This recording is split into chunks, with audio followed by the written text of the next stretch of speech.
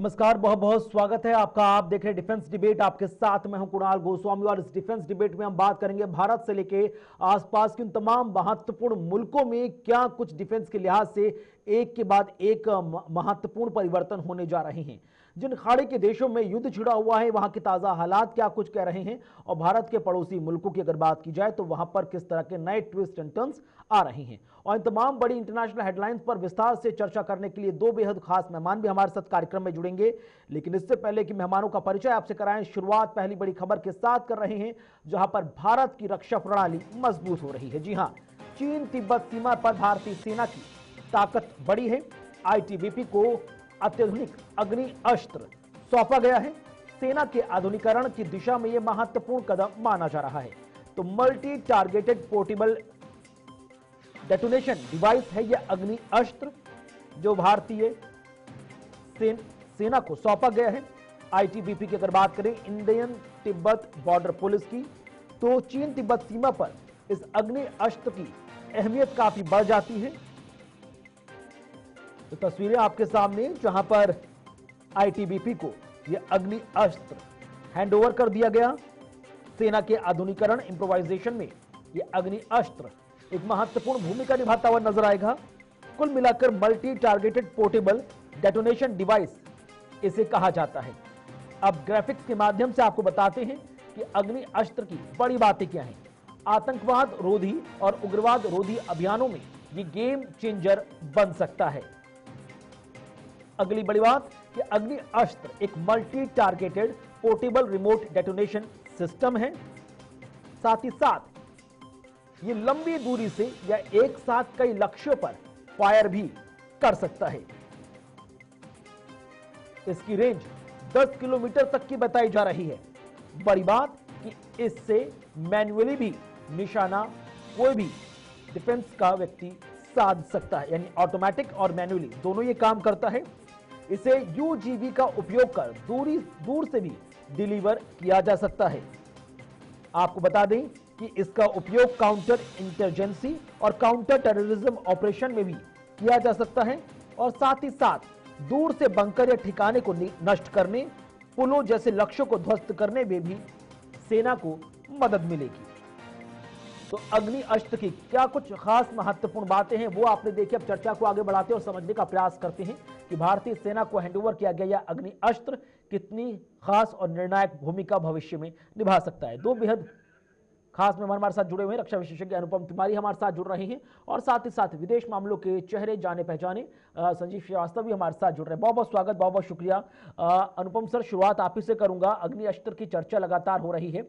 ITBP को यह handover किया गया है। अग्नि अस्त्र को लेकर किस तरह से हम इसको थोड़ा, अगर एक आम व्यक्ति सरल भाषा में समझना चाहे, कितना महत्वपूर्ण ये माइलस्टोन है जो आईटीबीपी को हैंडओवर किया गया? देखिए कुणाल, एक उदाहरण से आपको समझा सकता हूं मैं। अभी हाल ही में हमने कश्मीर में एक सिचुएशन देखी थी कि आतंकवादी सीमा पार से आते थे और कश्मीर के जंगलों का फायदा उठा करके छुप जाते थे, और जब हमारी काउंटर इंसर्जेंसी की टीम्स वहां पर, आर्मी की टीम्स वहां पर जाती थी तो घात लगा करके हमला करते थे। इसमें हमें कई सारे जवानों की शहादत भी देखने को मिली थी। अब इस तरह की सिचुएशन में ऐसे रिमोटली ऑपरेटेड जो इक्विपमेंट्स हैं जिसकी हम लोग चर्चा कर रहे हैं, ये बहुत फायदेमंद साबित हो सकते हैं। या दुश्मन के नजदीक जाए बिना उनको नष्ट कर देना, उनको तबाह कर देना, और एक साथ कई टारगेट्स पे निशाना साध लेना, ये बड़ी चीज होती है। और इस तरह के जो इक्विपमेंट्स हैं जिसके हम लोग चर्चा कर रहे हैं, ये इसी तरह के काम करने के लिए लाए गए हैं। अब इसको विशेष करके आईटीबीपी को क्यों सौंपा गया है, इसके भी खास कारण है। क्योंकि आईटीबीपी उस जगह पर अपना काम करती जो चीन की सीमा से लगा हुआ इलाका है। अब यहाँ पर चीन की जो कारगुजारियां हमने देखा था कि चाहे वो लद्दाख का इलाका हो, उत्तराखंड का इलाका हो, हिमाचल का इलाका हो, या फिर अरुणाचल प्रदेश के आसपास का इलाका हो, हर जगह पर चीनी गतिविधियां लगातार बढ़ती जा रही हैं। चीन के जो ऑपरेशंस हैं हमारी सीमा के आसपास, वो बढ़ते हुए दिखाई दे रहे हैं पिछले करीब एक दशक से। तो उनको रोकने के लिए, उन पर लगाम लगाने के लिए और उनकी जानकारी प्राप्त करने के लिए इस तरह के इक्विपमेंट्स बहुत फायदेमंद होने वाले हैं। अगर मैं लेमैन लैंग्वेज में आपको समझाऊं तो ये एक इस तरह का रिमोटली ऑपरेटेड डिवाइस है जिससे आप दुश्मन के नजदीक जाए बिना दुश्मन के को, दुश्मन के लोकेशन को या दुश्मन के हथियारों को नष्ट कर सकते हैं। एक तरह से रिमोटली ऑपरेटेड बॉम्ब्स हैं ये, वो भी मल्टीपल बॉम्ब्स हैं, मल्टीपल रॉकेट्स हैं, जो कि एक जगह से कंट्रोल किए जाएंगे और दुश्मन के कई ठिकानों को नष्ट कर दिए जाएंगे। इससे ज्यादा मुझे लगता है कि इस प्लेटफॉर्म में बताने की आवश्यकता नहीं होनी चाहिए हम लोगों को, बिकॉज ये भारतीय सेनाओं से जुड़ा हुआ मसला है। हमारी ताकत को बहुत ज्यादा दुश्मनों तक ना बताया जाए, ज्यादा बेहतर होगा। लेकिन हाँ, दर्शकों को ये जरूर जानना चाहिए कि हमारी सेना की जो ताकत है वो मजबूत होती जा रही है। हमारी सेना की जो स्थिति है उसको आधुनिकीकरण के जरिए और दिनों दिन मजबूत किया जा रहा है। ठीक है। संजीव श्रीवास्तव सर, अगर हम इंडो चाइना बॉर्डर की अगर हम बात करें, भारत जो चीन तिब्बत सीमा है, इसके मौजूदा स्थिति को देखते हुए, जो हालात बने हुए हैं उसको देखते हुए अग्नि अस्त्र कितना महत्वपूर्ण है? जी देखिए, जैसा कि अनुपम जी ने बताया कि ये जो डिवाइस है ये मल्टीपल टारगेट्स को एक साथ साइमल्टेनियसली इंगेज कर सकता है और उसे डिस्ट्रॉय कर सकता है। ठीक है। और ये जो डिवाइस है ये AI एनेबल्ड है। ये सैटेलाइट से जाहिर है कि इसका संपर्क है और ये सैटेलाइट बेस्ड जो ट्रैकिंग होती है वो भी करने में सक्षम है। तो ये इस डिवाइस के माध्यम से जो भारत की सेना है वो किसी भी एडवर्सरी के जो मल्टीपल टारगेट्स को एक साथ एंगेज कर सकती है और उस पर बिल्कुल प्रिसाइज तरीके से निशाना बना सकती है और एक स्टैंड ऑफ लोकेशन से ये पूरी जो कार्रवाई है, ये जो पूरा जो टारगेटिंग है वो की जा सकती है। और ये जो हाई एल्टीट्यूड एरियाज में जो इंडिया चाइना बॉर्डर एरियाज के जो ऊंची पहाड़ी वाले क्षेत्र हैं वहां के लिए ये विशेष रूप से कारगर साबित होगी। और ये जो हाई एल्टीट्यूड एरिया में जिस तरीके से AI एनेबल्ड सैटेलाइट बेस्ड इसकी जो टेक्नोलॉजी है, बेहद एडवांस टेक्नोलॉजी है, उसके माध्यम से ये किसी भी एडवर्सरी के द्वारा की जाने वाली किसी भी साजिश को नाकाम करने में सक्षम है। और ये कुणाल जी, ये स्पष्ट रूप से इस बात को दर्शाता है कि भारत रक्षा के क्षेत्र में आत्मनिर्भरता को हासिल करने के लिए लगातार प्रगति कर रहा है, तेज कदम बढ़ा रहा है। जो self reliance in defence production का जो हमारा विजन है, उसके तहत जो भारत की का जो DRDO है वो लगातार बड़ी से बड़ी सफलताएं अर्जित कर रहा है। और DRDO के द्वारा जो अनेक अनुसंधान और विकास के जो कार्य किए जा रहे हैं उसमें जाहिर है कि ये महत्वपूर्ण उपलब्धि है जो कि अब हमारी पैरामिलिट्री फोर्स ITBP को ये सौंप दिया गया है और उसका इस्तेमाल अब इंडिया चाइना बॉर्डर एरियाज पर भी और इंडिया पाकिस्तान के क्षेत्रों में भी इसका इस्तेमाल किया जाएगा। चलिए ठीक है, मैं लौटूंगा आपके पास। इससे पहले अगली बड़ी खबर का रुख कर लेते हैं, सीधे रुख करते हैं इजराइल और ईरान के बीच बने जो हालात बने हुए उसको देखते हुए इजराइल ने एक बड़ा कदम उठाया है। परमाणु एयर स्ट्राइक की बात सामने आई। इजराइल के निशाने पर परमाणु ठिकाने हैं। बड़ी खबर, इजरायली हमलों की आशंका के बीच इस वक्त ईरान घिरा हुआ नजर आ रहा है। ईरान ने अपने एयर डिफेंस सिस्टम को तैनात कर दिया है, अलर्ट कर दिया। बड़े हमले की तैयारी में अब इजराइल डिफेंस फोर्स नजर आ रही है। तो इस वक्त की बड़ी महत्वपूर्ण खबर, जहां पर इजराइल के निशाने पर अब ईरान के परमाणु ठिकाने हैं, एक नहीं वो भी लगभग आधा दर्जन। तो इजरायली हमलों की आशंका के बीच से इस वक्त ईरान गुजर रहा है, जहां पर ईरान ने अब इन तमाम संकेतों को देखते हुए और खतरों को देखते हुए अपना एयर डिफेंस सिस्टम तैनात कर दिया है, अलर्ट मोड पे ला दिया है। तो इजराइल डिफेंस फोर्स यानी IDF एक बड़े हमले की तैयारी में है। और अब आपको ग्राफिक्स के जरिए बताते हैं कि वो कौन कौन से इजराइल के परमाणु ठिकाने हैं ईरान के, जो इजराइल के निशाने पर। आप जरा मैप को देखिए, इसमें बॉन्बो एटमी रिसर्च सेंटर बताया गया है, इसमें फोर्डो एनरिचमेंट प्लांट बताया गया है, इसमें रूदन न्यूक्लियर रिसर्च सेंटर का नाम भी सामने आया है, नतांज की बात सामने आई है, नतांज एनरिचमेंट प्लांट। इसके अलावा इस्फहान न्यूक्लियर फ्यूल रिसर्च और शरीफ यूनिवर्सिटी ऑफ टेक्नोलॉजी, ये तमाम वो इलाके हैं जो न्यूक्लियर प्लांट के तौर पर जाने जाते हैं अलग अलग सेक्टर के। और अब ये सब निशाने पर हैं इजराइल के। बिना समय गवाए हुए अनुपम तिवारी सर, किस तरह से आप देखते हैं जहां पर इजराइल अब एयर स्ट्राइक की तैयारी कर रहा है और स्ट्राइक सीधे परमाणु न्यूक्लियर सेंटर्स पर? निश्चित तौर पर ये एक बड़ी कार्रवाई होगी अगर इजराइल इस तरह का काम करता है, और इसकी आशंका पिछले करीब एक पखवाड़े से लगाई जा रही है। ये तब की बात है जब ईरान ने इजराइल के ऊपर 200 मिसाइल नहीं दागी थी, उसके पहले से ही इजराइल मान के चल रहा था कि न्यूक्लियर फैसिलिटीज जो भी हैं ईरान की उनको नष्ट करना चाहिए, क्योंकि वर्ल्ड पावर को इजराइल लगातार प्रेशराइज कर रहा था कि जितने भी न्यूक्लियर एनरिचमेंट प्रोग्राम है ईरान के उनको बंद करवाया जाए, ईरान के ऊपर प्रेशर डाला जाए। लेकिन कहीं ना कहीं ईरान उसमें सफल रहा और आज भी लगातार अपने न्यूक्लियर प्रोग्राम को जारी करके रखा हुआ है। अब यहाँ पर जो आपने ग्राफिक्स में दिखाया था, यहाँ पर दो बहुत इंपॉर्टेंट प्लेसेस हैं, एक नॉर्दर्न ऑफ ईरान, एक बोनेफ जो आपने दिखाया था, और सदर्न पार्ट में जो इस्फहान है। बोनेफ की एक खास बात है कि ये इलाका ऐसी पहाड़ियों के बीच में है जहां पर इन्फिल्ट्रेट कर पाना थोड़ा सा मुश्किल होगा आईडीएफ के लिए। एयर स्ट्राइक का भी यहाँ पर बहुत ज्यादा असर मुझे नहीं लगता कि होने वाला है अंटिल अनलेस कोई बड़ा हमला न किया जाए। हाँ, इस्फहान एक वल्नरेबल एरिया है और यहाँ पर हमले का मतलब होगा एक फुल ऑन वॉर को निमंत्रण दे देना। तो ईरान की आशंका जायज है कि न्यूक्लियर फैसिलिटीज के ऊपर हमला हो सकता है। इजराइल का कहना भी सही है कि न्यूक्लियर फैसिलिटीज को नष्ट किए बिना आप ईरान को घुटनों पर नहीं ला सकते हैं। लेकिन मुझे ये लगता है, जैसे अभी 2 दिन पहले एक साइबर अटैक की खबर आई थी कि तमाम न्यूक्लियर फैसिलिटीज के ऊपर इजराइल ने साइबर अटैक किया हुआ है, उसी को एक आगे लेवल पर ले जा करके कुछ और हमले इजराइल की तरफ से हो सकते हैं। लेकिन ये मान करके चलिए, अगर न्यूक्लियर फैसिलिटीज के ऊपर एयर स्ट्राइक करी गई या मिसाइलों से हमला किया गया तो ईरान भी पलटवार करेगा। और ईरान ने ये बात खुल करके कह रखी है, ईरान के बड़े बड़े लीडरान ने कह रखी है कि एटॉमिक रिसर्च सेंटर्स के ऊपर अगर हमला होता है तो उसका जवाब न्यूक्लियर वॉर ही होगा। और ऐसा ईरान ने बहुत ही संजीदगी से कहा है। तो मुझे लगता है कि इजराइल भी न्यूक्लियर वॉर से बचना चाहेगा और साइबर अटैक या फिर इस तरह के अत्याधुनिक कदम उठा करके न्यूक्लियर फैसिलिटीज को रोकने का प्रयास जरूर करेगा। लेकिन एक बड़ी स्ट्राइक मुझे अभी हाल फिलहाल नहीं दिखती है। लेकिन चूंकि गल्फ में क्या हो रहा है, कौन क्या कह रहा है, उसका जो दिखा रहा है उसके पीछे क्या मंशा है, ये कह पाना बहुत मुश्किल है। असलियत में क्या होता है ये तो वक्त ही बताएगा। लेकिन एज ऑफ टुडे अगर आप मुझसे पूछेंगे तो मुझे लगता है इजराइल एक परंपरागत कन्वेंशनल स्ट्राइक नहीं करने जा रहा है। हाँ, साइबर अटैक या फिर इस तरह कुछ कदम जरूर उठाएगा, बड़े पैमाने पर उठाएगा और न्यूक्लियर जो भी रिसर्च सेंटर्स हैं उनको बंद करवाने की कोशिश करेगा। स्ट्राइक करवाने का भी वो नहीं सोचेगा। ठीक है। अब Sanjeev sir, as an foreign expert, आप इस खबर को कितना सीरियस तौर पर देखते हैं?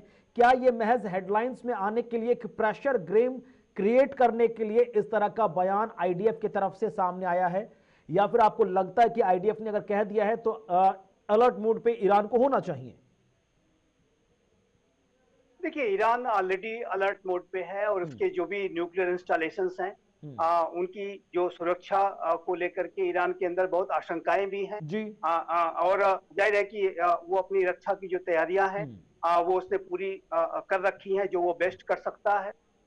लेकिन मेरे असेसमेंट के मुताबिक ईरान के न्यूक्लियर इंस्टॉलेशंस पर इजराइल कोई कार्रवाई करने से बचेगा, क्योंकि उसको ऐसी कार्रवाई करने के लिए अमेरिका से सहयोग नहीं मिल रहा है। अमेरिका ने ये सीधा सीधा कहा है कि इजराइल को ईरान के न्यूक्लियर इंस्टॉलेशंस पर हमला करने से बचना चाहिए।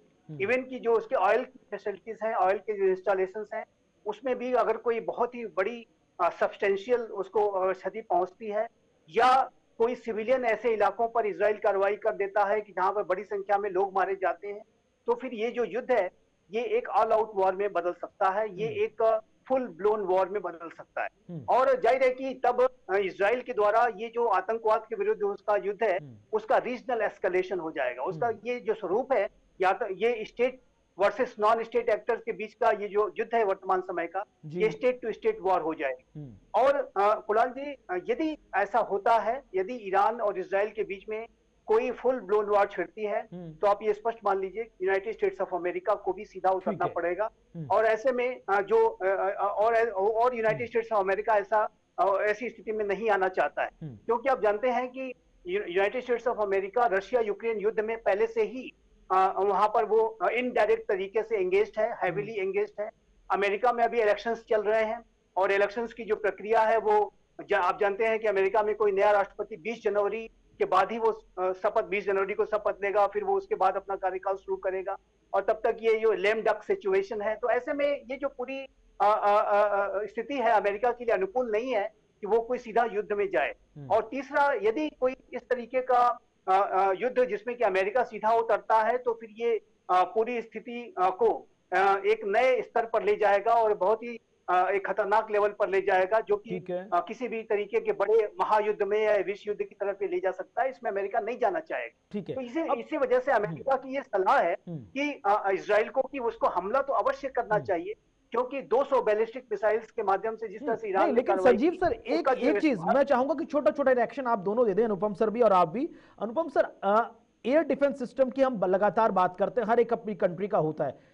ईरान का एयर डिफेंस सिस्टम जो अब अलर्ट मोड में आया है, वो क्या इतना सक्षम है अगर इजराइल की तरफ से ऐसे अटैक्स होते हैं तो वो उसको होल्ड ऑन कर पाए, रोक पाए, जैसे कि लगातार दुनिया में हर जगह चर्चा होती है कि इजराइल के डिफेंस सिस्टम जैसा कुछ नहीं?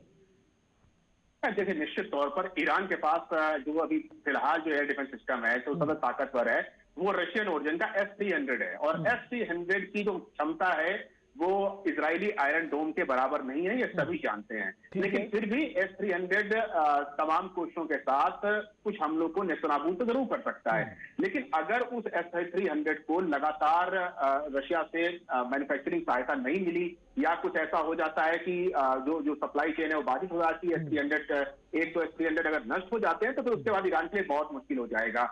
ईरान की जो ताकत है कभी भी उसका एयर डिफेंस सिस्टम नहीं रहा। ईरान की ताकत रही है उसकी मिसाइलें, उसकी हाइपरसोनिक सिस्टम, उसके ड्रोन सिस्टम, ये ईरान की सबसे बड़ी ताकत है। एयर डिफेंस सिस्टम के रूप में वो सिर्फ और सिर्फ रूस के ऊपर निर्भर करता है और वर्तमान समय में रूस कितने S-300 दे पाएगा या S-400 दे पाएगा या फिर उसके और ज्यादा वेरिएंट देने में, क्योंकि रूस अपने खुद एक युद्ध में लगा हुआ है, वो क्या क्या दे सकता है ईरान को, ये देखने वाली बात होगी। लेकिन हाँ, अगर air defence system operational mode में है, अगर उनको एक्टिव किया गया है, तो इसका सीधा सा मतलब है कि ईरान को कहीं ना कहीं इंटेलिजेंस प्राप्त हुई है कि एक हमला उसके ऊपर इजराइल की तरफ से होने वाला है और वो जल्द ही होगा। ठीक है, चलिए इसी बीच अब आगे बढ़ रहे हैं, रुक कर रहे हैं अब अगली बड़ी खबर की तरफ। तो बात हुई इजराइल वर्सेस ईरान की, अब बात करते हैं इजराइल वर्सेस लेबनान की। अगली बड़ी खबर जहां पर इजराइल, दक्षिणी लेबनान पर इजराइल का बड़ा हमला सामने आया है। हिजबुल्लाह के ठिकानों को इस बार IDF ने निशाना बनाया है। हिजबुल्लाह के 50 लड़ाके इस हमले में ढेर हुए हैं। तो ऐता अल शाब पर इजराइल डिफेंस फोर्स का बड़ा हमला, भारी बमबारी, हिजबुल्लाह पर 100 से ज्यादा रॉकेट इस दौरान दागे गए हैं। तो इजराइल डिफेंस फोर्स ने फाइटर जेट से भी बम वर्षा की है, जिसके बाद अब जो दक्षिण लेबनान है यानी कि सदर्न लेबनान, वहां पर आग का ढेर नजर आ रहा है। तो बड़ी खबर, जहां पर हिजबुल्लाह के ठिकानों को इजराइल की IDF ने निशाना बनाया। संजीव सर, किस तरह से आप देखते हैं, जहां पर सदर्न लेबनान की बात हो रही है, दक्षिणी लेबनान की हम बात कर रहे हैं, जहां पर लगातार एक के बाद एक बड़े हमले इजराइल की तरफ से की गए हैं और जानकारी मिल रही है कि 50 से ज्यादा हिजबुल्लाह के जो लड़ाके हैं वो इसमें ढेर हुए। देखिए कुणाल जी, इजराइल की आतंकवाद के विरुद्ध जो उसकी लड़ाई है, जो उसकी जंग है, वो लगातार जारी है। हमास हो या हिजबुल्लाह हो, चाहे हुती हो, सभी के सभी आतंकवादी संगठन है। और जिस तरीके से हिजबुल्लाह के द्वारा इजराइल के ऊपर खतरे पैदा किए जा रहे थे, और हिजबुल्लाह ने जाहिर है कि इजराइल के ऊपर 8 अक्टूबर से 7 अक्टूबर को हमास ने जो हमला किया, उसके अगले दिन से ही हिजबुल्लाह ने लगातार इजराइल के ऊपर वीर आकृष दागना शुरू किए। क्योंकि जो इजराइल ने हमास के विरुद्ध जो युद्ध की घोषणा की, उस युद्ध की घोषणा के बाद इजराइल का ध्यान हमास के युद्ध से भटकाने के लिए और उसको डिस्ट्रैक्ट करने के लिए हिजबुल्लाह के द्वारा और हुती के द्वारा लगातार हमले किए जा रहे थे। लेकिन अब इजराइल की डिफेंस फोर्सेस ने हमास को पतन के कगार पर पहुंचा दिया है। अब उनका जो फोकस है वो हिजबुल्लाह है, और इजराइल इस बात को इंश्योर करना चाहता है कि हिजबुल्लाह के द्वारा किसी तरीके का 7 अक्टूबर जैसा या उससे भी कोई बड़ा अगर वो हमला करने के मंसूबे रखते हैं तो वो कहीं से नाकाम ना हो पाए, उसके बारे में वो सोच भी ना सके। इस तरीके की जो स्थिति में इजराइल हिजबुल्लाह को ला देना चाहता है। और इसी वजह से आप देखिए तो इजराइल, जो कि अपने प्री एम्प्टिव ऑपरेशंस के लिए जाना जाता है, उसने हिजबुल्लाह के चीफ हसन नसरुल्लाह को भी एलिमिनेट कर दिया। और उसके साथ साथ हमास के चीफ को आपने देखा कि इस्माइल हानिया को तेहरान में, जो कि ईरान के ये जो प्रॉक्सीज हैं उनके स्पॉन्सर, जो ईरान के अंदर जाकर के इजराइल ने जिस तरीके से इस्माइल हानिया को एलिमिनेट किया, और उसके बाद हिजबुल्लाह के अन्य जो टॉप कमांडर्स को लगातार वो एक के बाद एक उनको ध्वस्त करता जा रहा है, उन्हें ढेर करता जा रहा है।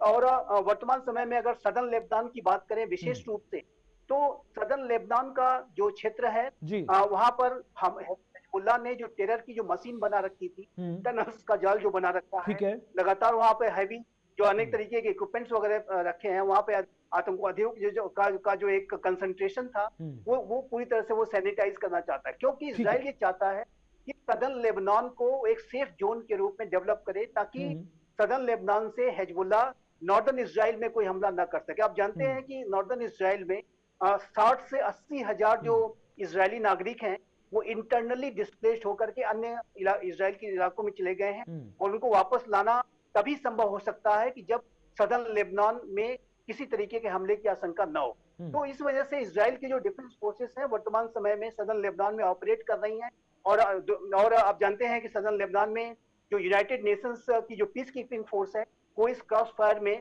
आ जा रही है और उसको भी क्षति पहुंच रही है, और इजराइल को इस बात का अवश्य ध्यान रखना चाहिए कि यूएन की जो फोर्सेस हैं उसको वो टारगेट न करें, और ये जाहिर है कि वो नोबल कॉज के लिए वहां पर मौजूद है। तो लेकिन जो स्थितियां वर्तमान समय में ये है कि इजराइल अब हिजबुल्लाह को भी बेहद कमजोर कर देना चाहता है, चाहे वो pager attacks, walkie talkie attacks, फिर हसन नसरुल्लाह का एलिमिनेशन, और अभी मेरा ऐसा मानना है, मेरा ऐसा असेसमेंट है कि इजराइल की जो हिजबुल्लाह के खिलाफ जो कार्रवाई है वो तेज गति से आगे बढ़ेगी आने वाले समय में, और उसके बाद हूती भी इजराइल के निशाने पर है, और हूती के खिलाफ भी इजराइल बड़ी कार्रवाई करेगा। लेकिन जहां तक ईरान का प्रश्न, ठीक है, मैं लौटूंगा सर आपके पास, एक छोटा सा ब्रेक ले रहा हूं कारणवश, एक छोटा सा ब्रेक ले रहा हूं, ब्रेक के बाद लौटेंगे तो बात करेंगे भारत और रशिया के बीच हुई हजारों करोड़ों की आइस ब्रेकिंग महत्वपूर्ण खबर की तरफ, जहां पर भारत और रशिया के बीच एक बड़े खबर की और बड़े करार की बड़ी डील की खबर सामने आई है। भारत और रूस के बीच एक बड़ी डील की खबर सुर्खियों में है, जहां पर दोनों देश मिलकर अब आइस ब्रेकर जहाज बनाएंगे। तो चीन की विस्तारवादी मंसूबे पर यह बड़ा प्रहार होगा।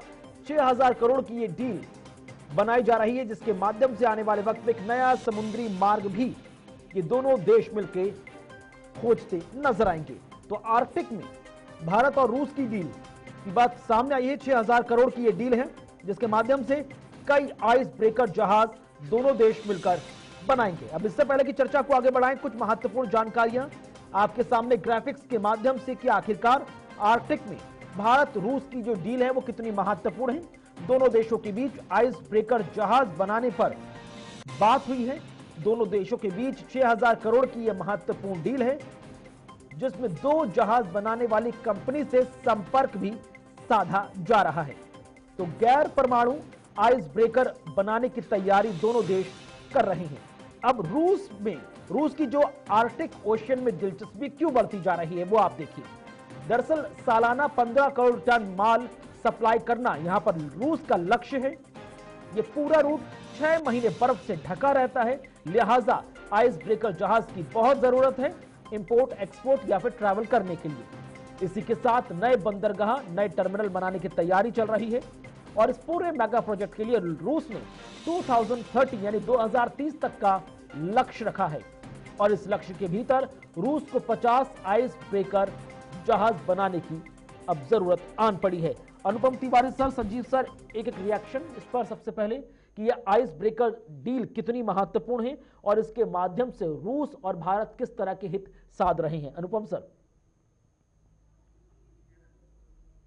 सर्कल दुनिया का सबसे ठंडा इलाका माना जाता है, और यहाँ पर जैसा आपने दिखाया ग्राफिक्स में 6 महीने तक बर्फ जमी रहती है, लेकिन इसके बावजूद रूस को यह लगता है आर्कटिक सर्कल उसके लिए पश्चिम से या पश्चिम के थ्रू पूरे विश्व से व्यापार करने का एक महत्वपूर्ण जरिया हो सकता है, क्योंकि पैसिफिक ओशन में हमने देखा है कि टकराव है उसका चीन के साथ, उसका अमेरिका के साथ, उसका तमाम शक्तियों के साथ। आर्कटिक सर्कल एक ऐसी जगह है जहां पर दशकों से रूस की बादशाहत रही है, और वहां के व्यापार में दशकों से या बल्कि कहूं शताब्दियों से रूस की मोनोपोली रही है। रूस आर्कटिक सर्किल के इसी बर्फीले इलाके का इस्तेमाल करके पश्चिम के साथ व्यापार करता था, और पश्चिम के थ्रू पूरी दुनिया के साथ अपने संबंध बनाता था।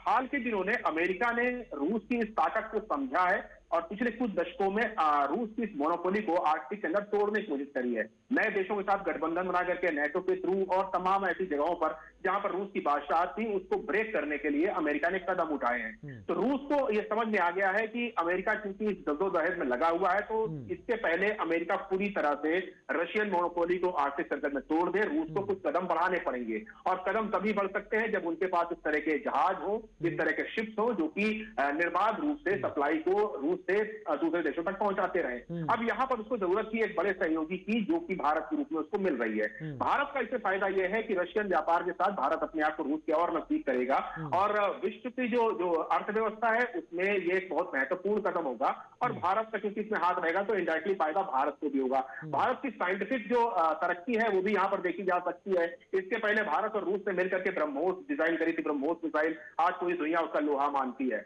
रशियन ओरिजिन के कालाश्निकोव राइफल्स जो केवल रूस में बनते थे अब वो भारत में बनने शुरू हो चुके हैं। यहाँ पर ही भारत और रूस के बीच एक महत्वपूर्ण करार देखने को मिला है। तो निश्चित तौर पर एक बड़ा स्टेप होगा जब भारत और रूस मिल करके आइस ब्रेकर बनाने की कोशिश करेंगे, आइस ब्रेकर बनाएंगे और इस कड़ी में भारत की साइंटिफिक क्षमता पूरी दुनिया देखेगी और निश्चित तौर पर ग्लोबल पावर्स का बैलेंस बनाने में इस रूस की बहुत महत्वपूर्ण भूमिका रही है। तो भारत ये कोशिश करेगा कि जो महत्वपूर्ण बैलेंस है अमेरिका, रूस और चीन के बीच वो बना रहे और रूस की जिन इलाकों पर बादशाह थी वो कायम रहे ताकि इससे काउंटर बैलेंस एक स्थापित रहे। तो एक बहुत बड़ा कदम है और सामरिक रूप से संजीव जी ज्यादा बेहतर बता पाएंगे इसके महत्व को।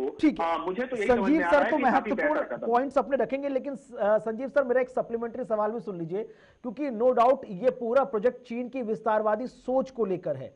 क्या इंडिया इस पूरे प्रोजेक्ट में आंख मूंद कर इन्वेस्टमेंट कर रहा है? बहुत अच्छी बात है। एक सवाल उठ रहा था कि चीन के खिलाफ ये पूरा प्रोजेक्ट है, विस्तारवादी सोच को लेकर प्रोजेक्ट है, जब रशिया से हमारे बहुत अच्छे रिलेशंस हैं, हमारे चाइना से कैसे रिलेशन है सबको मालूम है और हम ये भी जानते हैं कि चीन और रूस एक दूसरे के कितने अच्छे दोस्त रहे हैं।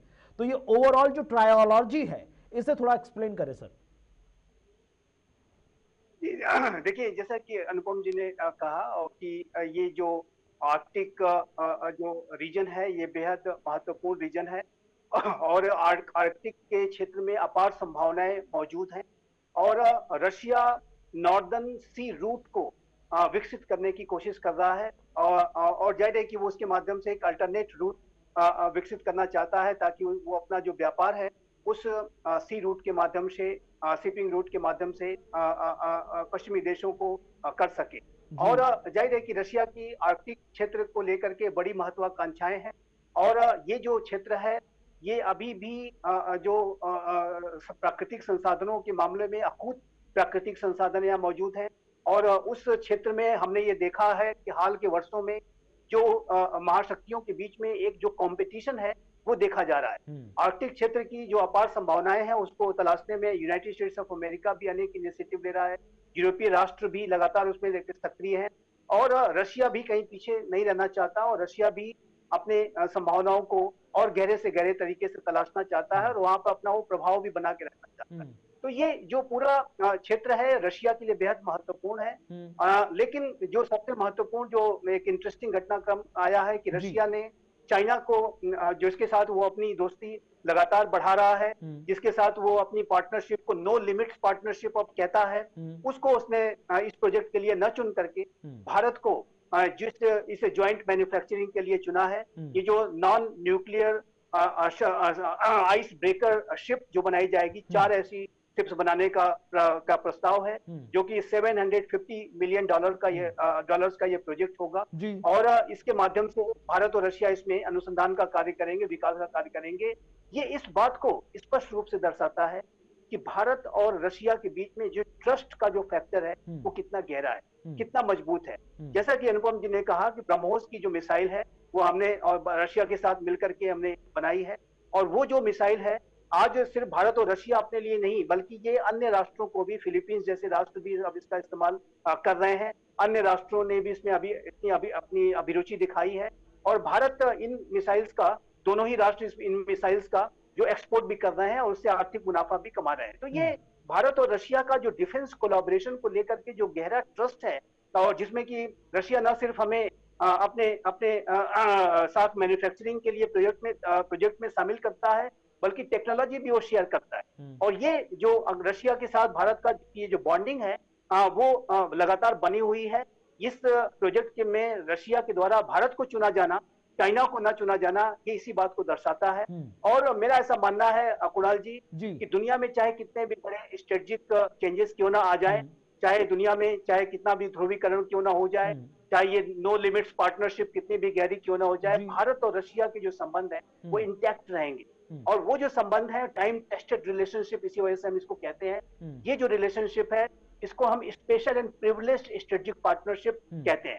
और ये समय के ऊपर खरी हुई ये जो पार्टनरशिप है, और इसको जाहिर है कि इसको बदला नहीं जा सकता, इसको डिगाया नहीं जा सकता। और आपने देखा कि किस तरीके से भारत ने सारे पश्चिमी दबावों के बावजूद भी रशिया के साथ अपने संबंधों को मल्टीफोल्ड कर लिया है। रशिया के साथ आज भारत का जो ऑयल का जो इंपोर्ट है वो कई गुना बढ़ चुका है, फर्टिलाइजर का इंपोर्ट कई गुना बढ़ चुका है। रक्षा के क्षेत्र में हमने जरूर अपने आप को डाइवर्सिफाई किया है। राफेल फाइटर जेट्स हमने फ्रांस से खरीदे, अन्य जो अनेक हेलीकॉप्टर्स हम अमेरिका से ले रहे हैं, लेकिन रशिया के साथ आज भी हमारा जो डिफेंस का जो इंपोर्ट्स है वो सबसे ज्यादा है। भले से उसमें कमी आई है, लेकिन आज भी रशिया हमारा सबसे बड़ा डिफेंस का जो निर्यातक राष्ट्र है, सबसे ज्यादा हम हथियार वहीं से खरीदते हैं। तो ये रशिया और भारत के संबंधों की जो मजबूती है वो उसको भी दर्शाता है। और जाहिर है कि भारत की अभिरुचि भी विश्व के अनेक ऐसे संभावनाओं वाले क्षेत्र में होगी। भारत इस माध्यम से आर्कटिक क्षेत्र में जो भारत के लिए संभावनाएं हैं उसकी भी तलाश करेगा। और भारत जो कि विश्व की एक महाशक्ति के रूप में उभर चुका है, वो विश्व के अनेक ऐसे जहां कहीं भी बड़ी संभावनाएं होगी, भारत जाहिर है कि वहां भारत की भी अभिरुचि होगी और भारत भी ऐसी संभावनाओं को, ताकि अपने राष्ट्रीय हितों को और अपने आर्थिक हितों को जो है साधा जा सके, उस संदर्भ में भी भारत के लिए ये मददगार साबित। ठीक है, एक छोटा सा सवाल और अनुपम सर, फिर उसके बाद कार्यक्रम का समापन। मेक इन इंडिया के तहत ये प्रोजेक्ट बहुत ज्यादा इंपॉर्टेंट है भारत के लिए, लेकिन क्या भविष्य के लिहाज से इस तरह के जहाजों का इस्तेमाल क्या भारत भी करता हुआ नजर आएगा? कि अभी तो जो जानकारी मिल रही है कि वो ये भले ही कोलिशन के तहत बनाया जा रहा है, लेकिन इसका इस्तेमाल रशिया करेगा आर्कटिक ओशियन में इंपोर्ट एक्सपोर्ट्स को लेकर। लेकिन क्या भविष्य में ऐसी भी तस्वीरें निकलकर सामने आती है जहां पर इन बनाए गए स्वदेशी जहाजों का इस्तेमाल खुद भी हिंदुस्तान करता हुआ नजर आ सकता है, अगर उस रूट से आपको कुछ सामान को ढोना पड़ा या नए टर्मिनल बनाने पड़े या नए बंदरगाह को अस्तित्व में लाना पड़ा हो? देखिए कुणाल जी, निश्चित तौर पर आर्कटिक ओशन के ऊपर भारत का फिलहाल कोई बड़ा स्टेक नहीं है। प्रैक्टिकली हमारा कोई वहां पे दिलचस्पी नहीं होनी चाहिए, लेकिन हकीकत यह है कि इस तरह के ज्वाइंट वेंचर भारत को भविष्य के लिए तैयार करते हैं। इस तरह के शिप का बनना ये दिखाएगा कि भारत के अंदर वो साइंटिफिक कैपेबिलिटीज है, जो कि नॉर्थ पोल से लेकर के साउथ पोल तक कहीं भी किसी भी तरह के किसी भी यंत्र को हम बना सकते हैं या बनाने में साझेदार हो सकते हैं। ये हमारी साइंटिफिक कैलिबर को एक स्टेप ऊपर लेकर के जाएगा, हमारे वैज्ञानिकों की प्रतिभा को दिखाएगा। और उसी के साथ स्ट्रेटेजिक रूप में आप ये जरूर देखें कि कोई भी एक चीज होती है उसे कई सारे डायमेंशन होते हैं। आज की तारीख में आर्कटिक सर्किल में हमारा भले ही स्टेक ना हो, लेकिन भविष्य किसी ने नहीं देखा है। हम एक महाशक्ति बनने की तरफ अग्रसर हैं, और भविष्य में अगर हम महाशक्ति बनना चाहते हैं तो हमको दुनिया के तमाम मोर्चों के ऊपर अपनी ताकत दिखानी पड़ेगी। आर्कटिक ओशियन हो, चाहे अटलांटिक ओशियन हो, या फिर सदर्न पोल के आसपास का इलाका हो, हर जगह पर हमारी उपस्थिति, हमारे साइंटिफिक टेम्परामेंट की उपस्थिति होनी चाहिए। तो निश्चित तौर पर आज की तारीख में भले ही इस तरह के शिप का हमें कोई यूज ना हो, लेकिन हाँ, भविष्य की रणनीतियों को देखते हुए, अपनी लंबी छलांग को देखते हुए, अपने साइंटिफिक टेम्परामेंट को देखते हुए, यह बहुत आवश्यक चीज है और मुझे लगता है बहुत स्वागत योग्य कदम है। शिप बिल्डिंग के क्षेत्र में हमने शुरुआत पहले ही कर दी है। हमारे पास अपने सदर्न पेनिनसुला में कम से कम 2 ऐसे बड़े अड्डे हैं जहां पर हम भारतीय नेवी के लिए, भारतीय व्यापारियों के लिए शिप्स बना रहे हैं। अब इसको अगर हम फर्दर एक इंटरनेशनल लेवल पर लेकर के जाएंगे तो निश्चित तौर पर एक बहुत ही वेलकम मूव होगा, और हम सबको इसके बारे में चर्चा करनी चाहिए और भारतीय साइंटिफिक टेम्परामेंट की यहाँ पर सराहना करनी चाहिए। चलिए, बहुत बहुत शुक्रिया आप दोनों खास मेहमानों का हमारे साथ इस डिफेंस डिबेट में अपना कीमती समय देने के लिए और तमाम बड़ी महत्वपूर्ण खबरों पर अपना अपना नजरिया तमाम दर्शकों तक पहुंचाने के लिए। तो ये था हमारा आज का डिफेंस डिबेट। उम्मीद करते हैं आपको पसंद आया होगा। अब वक्त है छोटे से ब्रेक का। ब्रेक के बाद भी खबरें आगे जारी रहेंगी।